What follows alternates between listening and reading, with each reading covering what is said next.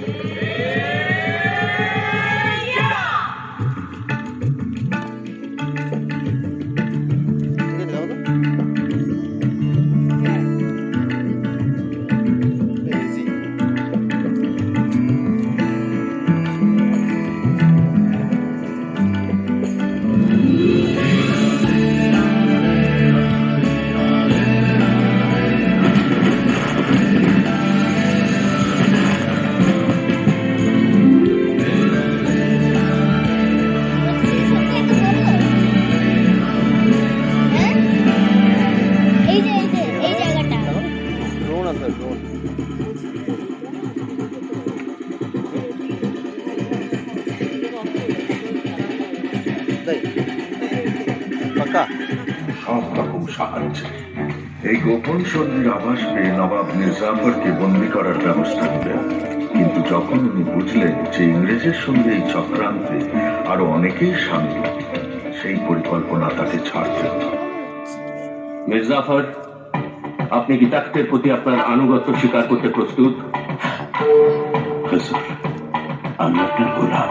তাহলে এই পবিত্র কোরআন ছুঁয়ে শপথ করুন, সুবে বাংলার প্রতি বিশ্বাসঘাতকতা করবেন না। আমি শপথ করলাম শেষ রক্তবিন্দু দিয়ে বাংলাকে বিদেশি শত্রুর হাত থেকে রক্ষা করব। সাবাস! আসুন এবারে ইংরেজদের সমুচিত শিক্ষা দিন। সেনা নিয়ে কুচ করুন পলাশের দিকে। ইনশাল্লাহ জয় আমাদেরই হবে। 1757 জুন মাস, সুবে বাংলার নবাব শেষবারের মতো এই মতিঝিলের প্রাসাদ লক্ষ্যবাগ আমবাগানে নবাবী ফৌজ ঘাটে গাড়ল। 22 তারিখ নদী পেরিয়ে দেখা দিল ইংরেজ সেনা। লর্ড ক্লাইভ এই সময়টির জন্যই অপেক্ষা করছিলেন। Major Coote, what's the size of our troops? About 950 European infantry, 50 European artillery, about 50 English sailors, and a little over 2,000 native troops, sir. Good. And any news of the Nawab's army? Yes, sir. About 35,000 infantry, 15,000 cavalry, 53 field camels, and 50 Frenchmen under Safra. Quite a sizable number, if I may say so. Quite right. But numbers are important in battle only when they come into play. And when you consider that the commanders of Siraj's army are the likes of Mir Jafar, Ya Latif, and Dullah Ram, you know what I mean. Correct, sir. But Mir Madan is still loyal to the Nawab. What's one man against an army? 23 June 1757।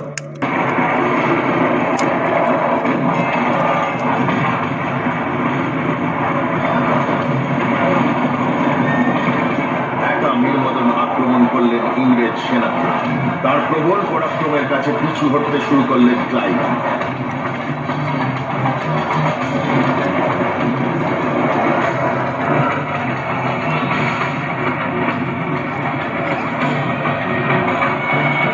ঠিক এই সময় নামল অঝোর বৃষ্টি।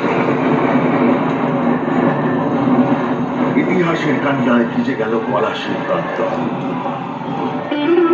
আর সঙ্গে ভিজে গেল সিরাজের সমস্ত গোলাবারুদ। কিন্তু লড়াই ছাড়লেন না মীর মদন। বাহাদুর, ইংরেজ ভেবেছে আমাদের গোলাবারুদ খতম মানে আমরাও খতম। আজ ওদেরকে গলত সাবিত করবার দিন। তোমরা এক একজন 10 ইংরেজের ওপর ভারী। ভাইও, আজ দেখিয়ে দাও সুবে বাংলার তাকাত। শেষ রক্তবিন্দু দিয়ে লড়াই করো নবাবের জন্য, বাংলার জন্য। আক্রমণ!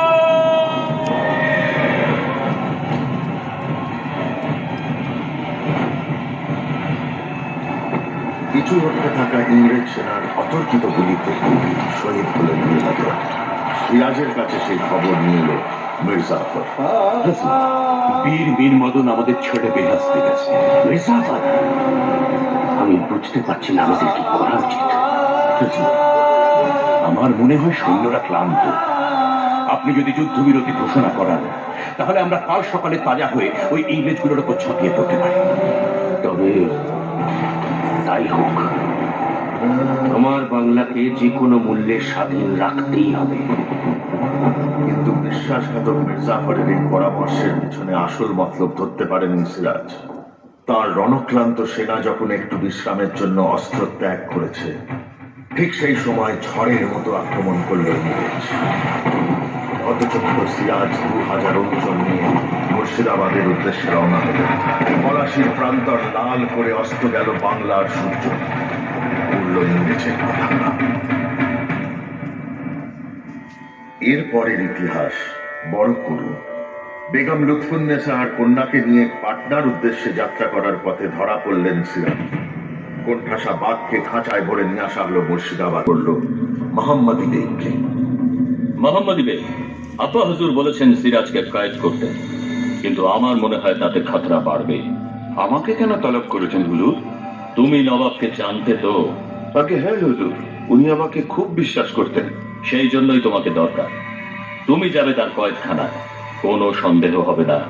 আর তারপর মৌকা বুঝে খাতাম। কি বলছেন হুজুর? যা বলছি তাই করো। ওকে না সরালে আমরা কেউ বাঁচবো না, তুমিও না। এই নাও মোহর, যাও হত্যা করো সিরাজকে। এরপর ঘাতকের তলোয়ারের আঘাতে শেষ হয়ে গেল সুবে বাংলার শেষ স্বাধীন নবাবের দাস্তা। সেই রক্তে ভেজা মসনদে ইংরেজরা বসালো মির্জাফরকে। কোটি কোটি টাকার বিনিময়ে বিকিয়ে গেল দেশের স্বাধীনতা। 200 বছরের জন্য ভারতবর্ষ চলে গেল পরাধীনতার অন্ধকারে। কালের রঙ্গমঞ্চ থেকে এরা সবাই একে একে বিদায় নিয়েছে। মুর্শিদাবাদ এই কাহিনী আপনাদের শোনানোর জন্য, আর এই আশায় আমার মাটি আবার আবাদ হবে। এই মতিঝিল যেমন আবার পাখির গানে ফুলের গন্ধে হেসে উঠেছে, মুর্শিদাবাদ আবার জাগবে নতুন করে এই নতুন স্বাধীন বাংলায়, যেখানে আমরা সবাই নবাব। নমস্কার, শুভরাত্রি।